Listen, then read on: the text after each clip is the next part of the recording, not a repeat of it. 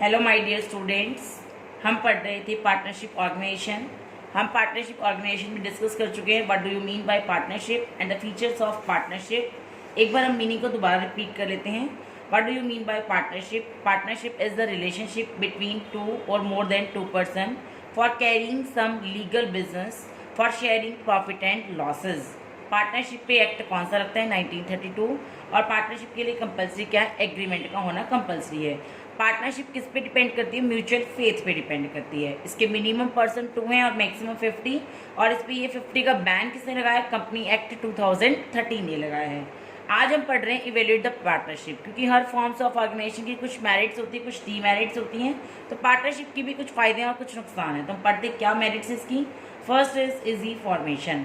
Partnership की formation बहुत easy है। जैसे सोल ट्रेड शुरू करने के लिए, कोई छोटा बिजनेस शुरू करने के लिए एक सिंगल सेलर को बिजनेस की कोई लीगल फॉर्मेलिटीज पूरी नहीं करनी पड़ती, सेम ऐसे ही आपकी पार्टनरशिप शुरू करने के लिए आपको कोई लीगल फॉर्मेलिटीज पूरी नहीं करनी पड़ती।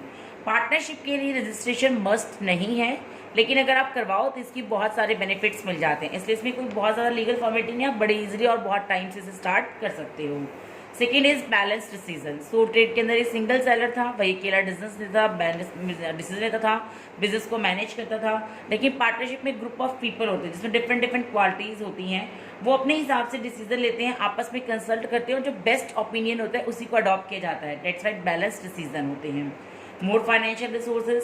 सोल ट्रेड के अंदर सबसे बड़ी प्रॉब्लम क्या थी कि वो फाइनेंस को इंक्रीज नहीं कर सकता था, उसकी एक लिमिटेशन थी, उससे ज़्यादा पैसा वो नहीं लगा पाता था, उसके सोर्स के स्तर लिमिटेड थे। लेकिन अपने बिजनेस को एक्सपेंड करने के लिए उसने क्या किया? एक से ज़्यादा पर्सन बिजनेस में इन्वॉल्व कर लिए। जैसे ही उसने एक से ज़्यादा पर्सन इन्वॉल्व किया, वो फॉर्म किस में कन्वर्ट हो गई? पार्टनरशिप में। तो फाइनेंस की सोर्स प्रॉब्लम नहीं आती, जितने ज़्यादा पार्टनर्स आप इन्वॉल्व करोगे उतना ही फाइनेंस बिजनेस में आ जाएगा। Division of risk. Sole trade की प्रॉब्लम थी कि वो अकेला था, जो भी बिजनेस में रिस्क थी, प्रॉफिट थी, लॉस थी, उसे अकेला बियर करना था। लेकिन यहाँ क्या फायदा है? यहाँ एक से ज्यादा पर्सन है बिजनेस के अंदर, ग्रुप ऑफ पीपल है। अगर बिजनेस में किसी भी रीजन से कोई रिस्क उठानी पड़ती है, कोई लॉस जाता है, तो वो सब मिलकर उसे डिवाइड कर लेते हैं, तो ये प्रॉब्लम सॉल्व हो जाती है। सीक्रेसी। बिजनेस में सोल ट्रेड को, पार्टनरशिप को अपने अकाउंट्स पब्लिक को डिस्क्लोज करने की जरूरत नहीं है, लेकिन कंपनी को अपने सारे अकाउंट्स पब्लिक को डिस्क्लोज करने पड़ते हैं। अकाउंट्स डिस्क्लोज नहीं करने पड़ते, इसलिए बिजनेस के अंदर क्या रहती है? सीक्रेसी रहती है। बिजनेस में क्या एक्सपेंस हुआ, क्या इनकम हुई, क्या प्रॉफिट, कहाँ बिजनेस स्टैंड कर, ये सब बातें पब्लिक को नहीं बताई जाती, इसलिए बिजनेस का सारा डाटा कैसा होता है? सीक्रेट होता है।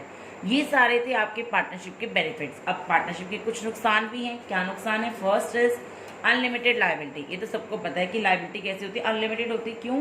अगर बिजनेस में कोई लॉस कवर लॉस हो जाए तो बिजनेस के अंदर क्या करेंगे? सारे पार्टनर्स उस लॉस को बियर करेंगे। पहला लॉस बिजनेस से ही कवर अप किया जाता है, लेकिन अगर बिजनेस की प्रॉपर्टी सफिशिएंट नहीं है लॉस को कवर करने के लिए, तो उन्हें अपनी पर्सनल प्रॉपर्टी यूज करनी पड़ती है। डेट्स वाई लायबिलिटी कैसी होती है? अनलिमिटेड होती है। ये इसका सबसे बड़ा नुकसान है, डीमेरिट है। Limited resources. पार्टनरशिप के अंदर भी जो फाइनेंशियल रिसोर्सेज होते हैं वो लिमिटेड होते हैं। हर पार्टनर की कैपेसिटी होती है, वो उससे ज़्यादा लोन नहीं ले सकता, उससे ज़्यादा पैसा नहीं लगा सकता। अब हम बिजनेस के अंदर 2 पार्टनर हैं, राम और श्याम। राम की कैपेसिटी 5 लाख है तो वो 5 लाख तक लगाएगा, और श्याम की कैपेसिटी 4 लाख है, 4 लाख तक लगाएगा। लेकिन बिजनेस को रिक्वायरमेंट है 15 लाख की, तो 6 लाख कहाँ से आए? तो उन्हें अपनी आपस की सहमति से एक नया पार्टनर बिजनेस में एडमिट करना होगा। वो बिजनेस में जो पैसा लेकर आएगा उससे ही आपकी कैपिटल की रिक्वायरमेंट पूरी हो पाएगी। तो यहाँ पे रिसोर्सेज कैसे होते हैं? लिमिटेड होते हैं। Lack of harmony. अब जहाँ ग्रुप ऑफ पीपल होते हैं वहाँ पे डिस्प्यूट होना तो नेसेसरी है, तो पता ही है हमें। अब क्लास के अंदर अगर टीचर आके कहे कि हम यूनिट 2 का टेस्ट दूंगी, तो कुछ बच्चे कहेंगे मैम कल लेना, कुछ कहेंगे परसों लेना, कुछ कहेंगे मैम हाफ चैप्टर का ले लो, कुछ कहेंगे मैम चैप्टर क्लियर नहीं हुआ। सो मैंने डिस्कशन आ दिया। यहाँ पे भी ऐसे ही होगा कि पार्टनरशिप में बहुत सारे बंदे होते हैं, उनके बीच में कॉपरेशन नहीं हो पाती, लैक ऑफ कॉन्फिडेंस होता है, जिससे कि उनके बीच में आपस में हार्मोनी मतलब अच्छे रिलेशन नहीं बन पाते, मधुरता नहीं आ पाती। Lack of continuity. अगर बिजनेस में सिर्फ 2 ही बंदे पार्टनर्स हैं और उसमें से किसी की डेथ हो जाए या किसी रीजन से वो बिजनेस को छोड़ना चाहता है, तो ऑटोमेटिकली आपकी पार्टनरशिप क्या हो जाएगी? डिस्क्लोज, खत्म हो जाएगी, बिजनेस में कॉन्टिन्यूटी खत्म हो जाएगी। Lack of public faith. Public faith नहीं होता, क्योंकि आप अपने अकाउंट्स तो डिस्क्लोज करते नहीं हो, आप अपने बिजनेस की कोई भी इन्फॉर्मेशन पब्लिक में बताते नहीं हो, तो आपकी पब्लिक को आपके बिजनेस के ऊपर फेथ कम होता है, उनके ऊपर विश्वास नहीं होता। तो ये हमारी क्या थी? कुछ लिमिटेशंस थी। नेक्स्ट हम पढ़ रहे हैं difference between partnership and sole trade.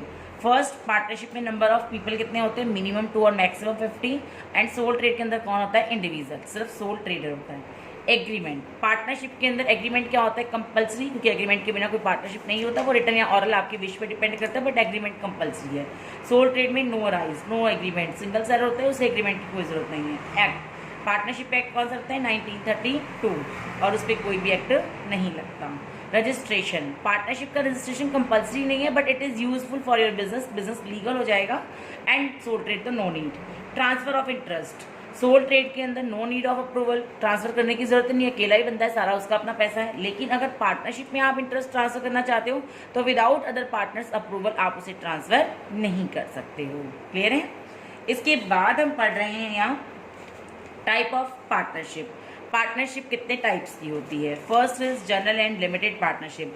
General partnership तो नॉर्मल पार्टनरशिप होती है जिसमें 2 और मोर देन पर्सन्स होते हैं, लेकिन उनकी लाइबिलिटी कैसी होती है? अनलिमिटेड होती है। वो हर चीज़ में पार्ट लेते हैं, हर डिस्कशन में पार्ट लेते हैं, कोई प्रॉब्लम नहीं है। जैसे नॉर्मल पार्टनरशिप होती है, एग्रीमेंट हो गया आपस में, दोनों का बिजनेस में 2 बंदे भी सकते हैं, 2 से ज़्यादा भी सकते हैं, लेकिन बस उनकी लाइबिलिटी कैसी होगी? अनलिमिटेड होगी। अगर बिजनेस में लॉस होगा तो पहले बिजनेस से कवर अप करेंगे, अगर नहीं हो पाया तो पर्सनल प्रॉपर्टी को यूज़ करेंगे। लेकिन जो लिमिटेड पार्टनरशिप होती है उसमें ऐसा नहीं होता। लिमिटेड पार्टनरशिप के अंदर जितने भी पार्टनर्स होते हैं वो सारे के सारे पर्सन जितना पैसा लगाते हैं सिर्फ उतना ही लॉस बियर करते हैं। बट उसमें कंपलसरी है कि एक पार्टनर ऐसा होना चाहिए जो अनलिमिटेड लायबिलिटी रखता हो। अब मेरे बिजनेस में 10 बंदे हैं, अगर 10 के 10 लिमिटेड हो जाएंगे तो बाकी का लॉस कौन बियर करेगा? कोई बाहर का बंदा तो आएगा ही नहीं, किसी ना किसी को तो बियर करना पड़ेगा।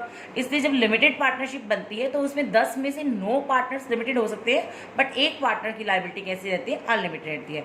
उसके साथ एग्रीमेंट में कॉन्ट्रैक्ट हो जाता है कि उसको प्रॉफिट थोड़ा ज़्यादा मिलेगा, सो मैनी कंडीशंस होती हैं, उसका रेशियो ज़्यादा होगा तो उसकी लायबिलिटी कैसी रहेगी? एक पर्सन की अनलिमिटेड, बाकी 9 की कैसे हो सकती है? लिमिटेड। वो लिमिटेड पार्टनरशिप में। और जो आपकी जनरल पार्टनरशिप है उसमें सारे ही पार्टनर कैसे होंगे? अनलिमिटेड होंगे। पार्टनरशिप एट विल और particular partnership. Partnership at will का मतलब होता है कि इसमें कोई टाइम पीरियड फिक्स नहीं है, कोई डेफिनेट टाइम पीरियड नहीं है। जब तक आपका दिल करे आप पार्टनरशिप कर सकते हो, 5 साल, 7 साल, 10 साल। अगर आपका म्यूचुअल फेथ बहुत अच्छा है, आपके बीच में कोई प्रॉब्लम नहीं है तो आप उसे और आगे कंटिन्यू कर सकते हो। बट पार्टनरशिप एट पर्टिकुलर क्या होता है? जिसमें एक स्पेसिफिक टाइम या एक स्पेसिफिक ऑब्जेक्ट होता है कि जैसे 5 साल का टाइम पीरियड रखा है तो 5 साल के बाद आपकी पार्टनरशिप ऑटोमेटिकली डिस्क्लोज जाएगी।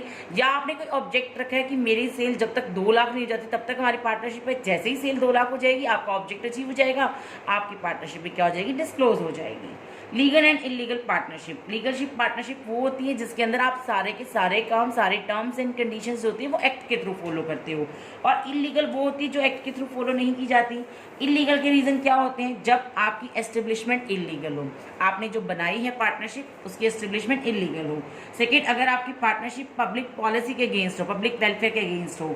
अगर आपकी पार्टनरशिप में 2 से कम मेंबर हो जाए या 50 से ज्यादा हो जाए तब भी आपकी पार्टनरशिप क्या होगी? Illegal. If there is any partner from any enemy country. अगर हमारा पार्टनर किसी एनिमी कंट्री का है, जैसे जम्मू कश्मीर हमारी एनिमी कंट्री है एक पर्सन के लिए, अगर जम्मू कश्मीर का कोई बंदा हमसे पार्टनरशिप करता है तो वो पार्टनरशिप किसमें कंसीडर होगी? Illegal partnership. तो हमारी पार्टनरशिप 6 टाइप्स की होती है। जनरल, जिसमें पार्टनर्स की लायबिलिटी कैसी होती है? अनलिमिटेड। लिमिटेड पार्टनरशिप, जिसमें 10 में से 9 बंदे लिमिटेड लायबिलिटी के होते हैं और एक बंदा अनलिमिटेड होना जरूरी है। Particular at partnership at will क्या होती है? जिसमें आप जब तक जो अपनी पार्टनरशिप कंटिन्यू कर सकते हो, जब तक आपका फेथ है, आपकी सेटिंग है, तब तक आप पार्टनरशिप कंटिन्यू, कोई बैन नहीं है उसमें, कोई डेफिनेट पीरियड नहीं है। पर्टिकुलर पार्टनरशिप वो होती है जिसका कोई पर्टिकुलर टाइम पीरियड फिक्स हो या कोई ऑब्जेक्ट फिक्स हो, जैसे वो अचीव हो जाएगा आपकी पार्टनरशिप ऑटोमेटिकली डिस्क्लोज हो जाएगी। लीगल, अगर आप सारे rules and regulations, terms and condition according to act follow करते हो तो लीगल। और इलीगल कब होगी? जब वो पब्लिक पॉलिसी के अगेंस्ट है, या आपकी एस्टेब्लिशमेंट इलीगल है, या आपकी कोई एनिमी कंट्री का बंदा आपका पार्टनर बन गया है, या फिर आपकी पार्टनरशिप के अंदर मिनिमम मेंबर 2 से कम हो जाए और मैक्सिमम 50 से ज़्यादा हो जाए तो आपकी पार्टनरशिप इलीगल कंसीडर होगी। क्लियर बेटा? Okay, thank you, have a nice day.